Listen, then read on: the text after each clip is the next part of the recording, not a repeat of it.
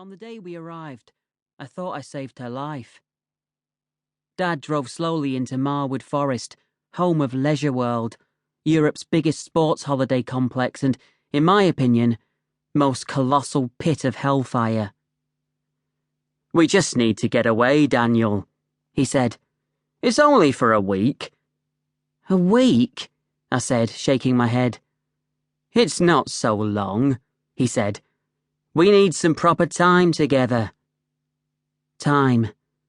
It was all my family, or what was left of it, ever talked about. In time, things will get easier. We just need to put some time between ourselves and what happened. Time apart, time together, time away from school.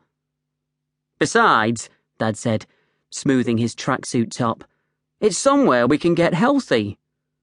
"I am healthy. There's nothing wrong with me," I said. I was a little sensitive about my weight.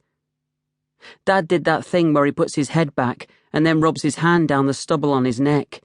It was like he was strangling himself. He hadn't always done it. It was a new thing, like his obsession with growing vegetables and crying. We pulled into the biggest car park I'd ever seen. Metal and glass sparkled in the weak sunlight. "I know there's nothing wrong with you, kiddo," Dad said.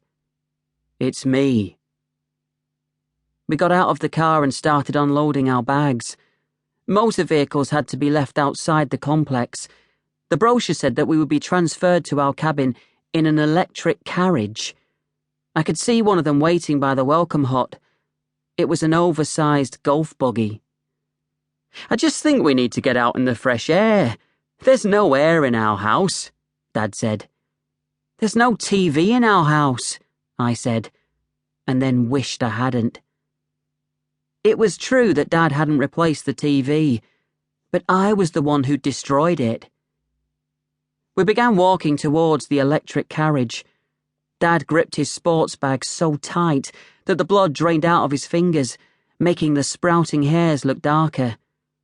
He'd gone quiet, which was never a good sign. "Dad," I said. "There'll be a TV where we're staying. I got us a Comfort Plus cabin. It's not quite as swish as the executive, but as you know, money is tight. Anyway, you won't need telly, because there's every kind of sport you can think of right here." "I can think of about 3, I said, "and I hate all of them." We arrived at the carriage, and Dad gave the driver our cabin number and luggage and turned back to me. "Maybe this week you'll find the sport you're really into," he said. "The one you're really good at." I shook my head slowly. "Well," Dad said, "there's a TV." In the carriage, I rode up front with the driver, an old man with a grey beard, while Dad sat in the back with the bags. He tried to make light of the autumn wind blasting in through the open sides. "Welcome to the great outdoors," he shouted, taking in a deep, satisfied breath. I could see a Starbucks in the distance. Leisure World was nature with a perimeter fence, a sports complex with shops and restaurants set in the middle of the woods. Everybody stayed in wooden cabins, or wooden houses, or tall terraces, depending how rich they were, and families cycled past in tracksuits. There was so much nylon and so much wood that one match could have caused a fire you could see from space.